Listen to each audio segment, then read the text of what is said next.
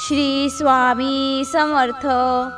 जेव्हा घरात देवाचा वास असतो तेव्हा तुम्हाला हे 17 संकेत दिसतात। जर तुम्हाला रोज सकाळी हे संकेत दिसले तर समजून जावे की तुमच्या घरात देवाचा वास आहे। ते चिन्ह काय आहे आज आपण याबद्दल बोलणार आहोत। देवाला प्रसन्न करण्यासाठी लोक अनेक प्रकारच्या पूजा आणि उपवास करतात। सकाळ संध्याकाळ दिवा लावण्यापासून ते देवाला अन्नदानही करतात, जेणेकरून देवाचे आशीर्वाद त्यांच्यावर राहतील आणि त्यांना आयुष्यात कोणत्याही प्रकारची समस्या येऊ नये। आपण सर्वजण हे जाणतो की देवाची आराधना आणि पूजा केल्याने तो आपल्यावर प्रसन्न होतो, परंतु तुम्हाला माहिती आहे का की तो आपल्याला याबद्दल एक इशारा देखील देतो। आज आपण या चिन्हांबद्दल जाणून घेऊया, जे तुम्हाला सांगतात की देवाचे विशेष आशीर्वाद तुमच्यावर आहे। मित्रांनो, जेव्हा तुम्ही पूजा करता तेव्हा देव तुमच्या घरात वास करतो, मग तो प्रत्यक्ष असो किंवा अप्रत्यक्ष। जेव्हा तो घरात राहतो तेव्हा तुम्हाला ते नक्कीच जाणवते। काही वेळा तुम्ही त्यांना पाहण्यास सक्षम देखील असाल। अनेक वेळा असे घडते की देव तुमच्या घरात वास करतो, पण तुमच्या काही चुकांमुळे, तुमच्या काही कर्मामुळे तो परत येतो, कारण त्यावेळी लोक अनेकदा ही चूक करतात।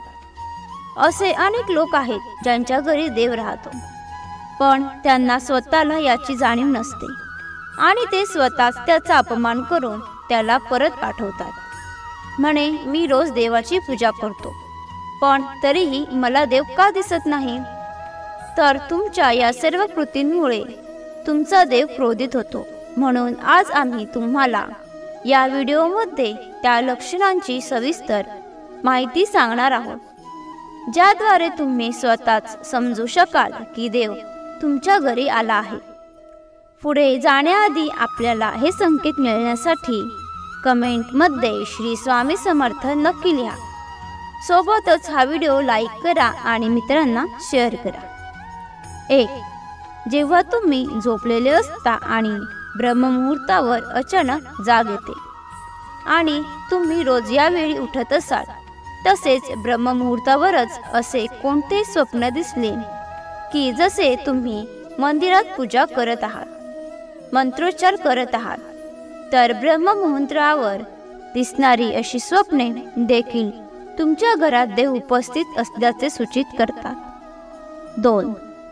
जर तुम्हाला ब्रह्ममुहूर्ताच्या वेळी शंख, मंत्रांचा आवाज, घंटांचा आवाज किंवा कोणीतरी तुम्हाला राम राम असे कोणतेही नाव ऐकू येत असेल, तर असा आवाज ऐकला तर देव तुमच्या घरात आला आहे, हे दर्शवणारे दुसरे चिन्ह आहे। 3. जेव्हा तुम्ही अंघोळ करून सकाळी तयार होता तेव्हा तुम्हाला एक वेगळाच वास येतो। हा एक असा सुगंध आहे जो तुमच्या घरात कोणालाही जाणवत नाही, फक्त तुम्हालाच तो जाणवतो। हा कोणत्याही परफ्यूमचा किंवा इतर कोणत्याही अगरबत्तीचा किंवा इतर कशाचाही सुगंध नाही, तुम्हाला फक्त हा सुवास येतो। हा सुगंध तुमच्या मंदिरातील घरातून येतो। तुम्ही तुमच्या घरातील मंदिरात जितके जवळ जाल तितका हा सुगंध वाढत जातो। तर मित्रांनो, हा वास देवी देवतांचा आहे, ज्यामुळे तुम्हाला कळते की तुमच्या घरात देवाचा वास आहे। त्याच्या उलट आता जेव्हा नकारात्मक ऊर्जा घरात येते तेव्हा तुम्हाला घरातून दुर्गंधी येऊ लागते, पण जेव्हा देव वास करतो आणि सकारात्मक ऊर्जा प्रवेश करते तेव्हा तुम्हाला सुगंध येऊ लागतो, जो तुमचे हृदय पूर्णपणे मोहित करते। 4. जेव्हा तुम्ही पूजेला जाल तेव्हा त्याच वेळी जर कोणी जीव म्हणजे कुत्रा, मांजर, गाय किंवा अन्य कोणी असेल किंवा एखादा साधू तुमच्या दारात येतो आणि आठवड्यातून वारंवार घडत आहे, ते तुमच्या पूजेच्या वेळी येत असतील, तर याचा अर्थ असा होतो की देव तुमच्या घरी दार ठोठावत आहे, तो येत आहे। कारण गाय हे सुद्धा आईचेच रूप आहे, कुत्रा हे भैरव बाबांचे प्रतीक मानले जाते, किंवा कोणी भिकारी आला तर तोही देवाच्या कोणत्या ना कोणत्या रूपात येत आहे। त्यामुळे आपण त्यांना कधीही हाकलून देऊ नये. त्यापेक्षा त्यांना खायला दिले पाहिजे आणि त्यांना सन्मान दिला पाहिजे. पैसे किंवा इतर काहीही दान करणे ही वेगळी गोष्ट आहे, परंतु सर्वात मोठे दान हे अन्न पाणी मानले जाते. 5. जर तुम्हाला रात्री झोपताना वारंवार स्वप्न पडत असतील आणि तुमच्या स्वप्नात मंदिर, मूर्ती किंवा देवाचे फोटो दिसले असतील, तर याचा अर्थ असा होतो की तुम्हाला देवाचे आशीर्वाद मिळणार आहे. अनेक वेळा असे घडते की तुम्ही एखादी गोष्ट घेण्यासाठी पुढे जाता, पण ते घेताना तुमच्या मनात त्याबद्दल काही शंका निर्माण होतात. सर्व काही सुरळीत झाल्यानंतरही असे काहीतरी घडते जे आपल्याला निर्णय घेण्यापासून थांबवते. असे मानले जाते की तुम्हाला कोणत्या तरी देवी शक्तीचा आशीर्वाद आहे. ज्या लोकांना देवाचा आशीर्वाद आहे, मग ते श्रीमंत असो किंवा गरीब, त्यांना सर्वत्र आदर मिळतो. जर कोणी कमी काम करूनही यश मिळवले, हे देवाच्या कृपेचे लक्षण आहे. देव ज्यांच्या प्रसन्न होतो त्यांचे सर्व संकटांपासून रक्षण होते. तो प्रत्येक परिस्थितीत आनंदी राहतो. त्यांच्या आयुष्यात कितीही दुःख आले तरी ते नेहमी आनंदी राहतात. ते कोणत्याही समस्येला घाबरत नाहीत.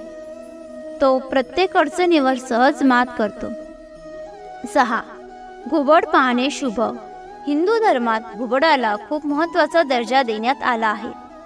घुबडाला लक्ष्मीचे वाहन मानले जाते. त्यामुळे कुठेतरी घुबड दिसले तर ते खूप शुभ लक्षण मानले जाते. जर तुम्हाला अचानक कुठेतरी घुबड दिसले तर समजून जा की देवी लक्ष्मी लवकरच तुमच्या घरी येणार आहे. 7. खाण्यापिण्याच्या सवयींमध्ये बदल होऊ लागतात. जिथे जिथे देवी लक्ष्मी येते तिथे तिथे त्या घरातील लोकांच्या खाण्याच्या सवयी बदलू लागतात. असे म्हणतात की अशा घरातील लोकांना भूक कमी लागते.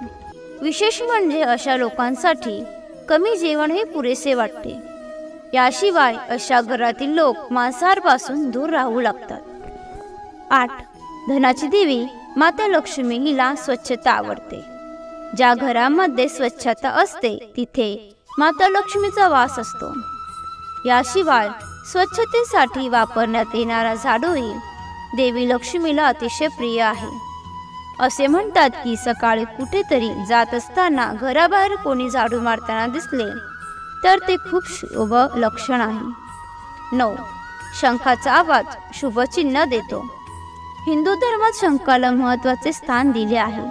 इतकंच नाही तर शंखाचा आवाजही खूप शुभ मानला जातो. त्यामुळे कोणत्याही शुभ प्रसंगी पूजा करताना शंख वाजविला जातो. सकाळी उठल्यावर शंखाचा आवाज ऐकू येत असेल तर ते शुभ लक्षण आहे. असे मानले जाते की सकाळी उठल्यानंतर शंखध्वनी ऐकणे हे आपल्या घरात देवी लक्ष्मीचे आगमन दर्शविते. 10. सलग 3 दिवस घरातून बाहेर पडताना तुम्हाला निळकंठ पक्षी दिसला तर समजून जा की देवाने तुमचे ऐकले आहे. तुमची मोठी इच्छा लवकरच पूर्ण होणार आहे. निळकंठ पक्षाचे दर्शन हे महादेवाच्या आशीर्वादाचे लक्षण आहे. जर तुमच्या घरासमोर पांढऱ्या गायी वारंवार येऊ लागल्या किंवा एखाद्या दिवशी एखादी पांढरी गाय तुमच्या घरासमोर येईल आणि आपल्या वासराला दूध पाजेल, त्यामुळे तुमच्यावर देवतांच्या कृपेचा हा स्पष्ट संकेत आहे आणि हे सूचित करते की तुमची प्रार्थना यशस्वी होत आहे आणि तुमच्या आयुष्यातील सर्व समस्या दूर होणार आहे. देव तुमच्या सर्व संकटांचा आणि वाईट दिवसांचा अंत करणार आहे. 11. घराच्या मुख्य प्रवेशद्वाराभोवती पक्ष्यांनी घरटे बनवले तर ते खूप शुभ लक्षण आहे. तुमची पूजा यशस्वी झाल्याचा हा पुरावा आहे. पक्ष्यांना आणि त्यांच्या बाळांना चुकूनही त्रास देऊ नका. त्याऐवजी त्यांच्यासाठी अन्न आणि पाणी ठेवा. पूजा करताना तुम्ही इतके भावूक झालात की डोळ्यातून अश्रू वाहू लागतात.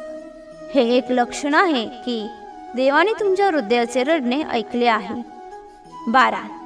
जर तुम्ही सकाळच्या पूजेनंतर घराबाहेर गेलात तर तुम्हाला माकडांचा समूह दिसला तर तुमची उपासना सफल होणार आहे हे देखील सांगते. देव तुमच्यावर दयाळू आहे.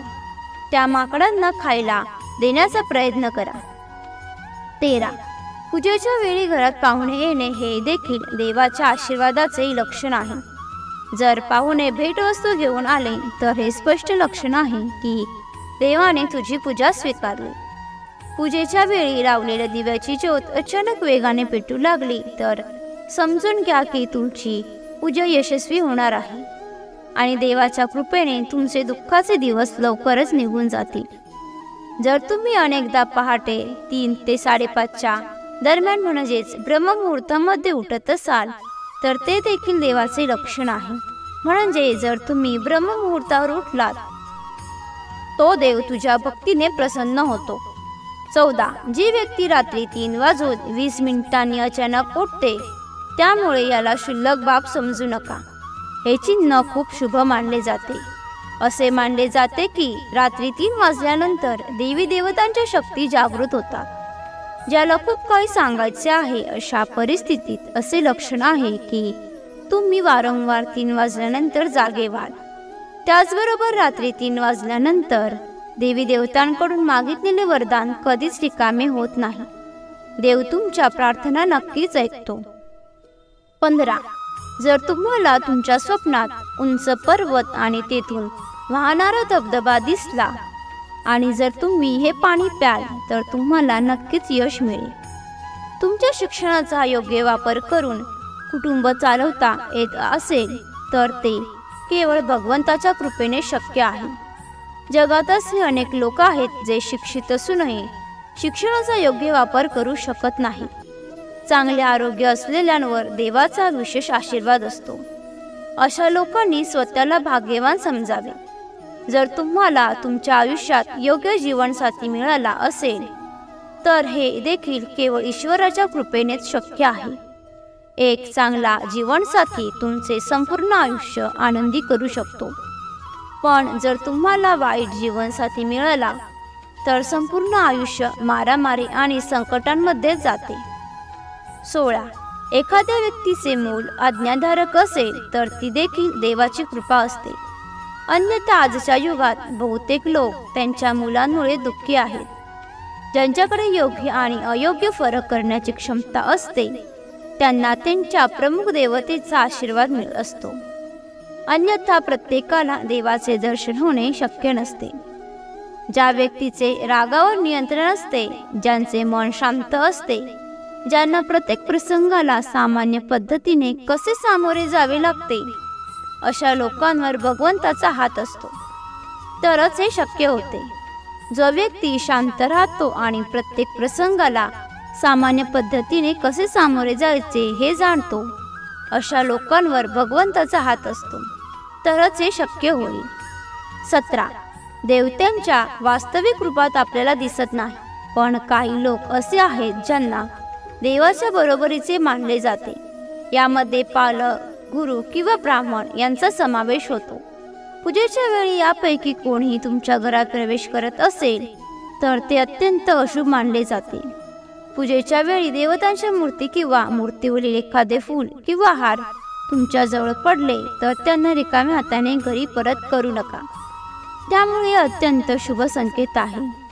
हे दाखवते की देवाचे आशीर्वाद तुमच्यावर आहे आणि तुमची इच्छा लवकरच पूर्ण होणार आहे. तुम्हाला ही माहिती आवडली असेल तर लाईक आणि शेअर करा. तसेच अशीच माहिती नेहमी ऐकण्यासाठी चॅनलला सबस्क्राईब नक्की करा. श्री सद्गुरू स्वामी समर्थ. धन्यवाद.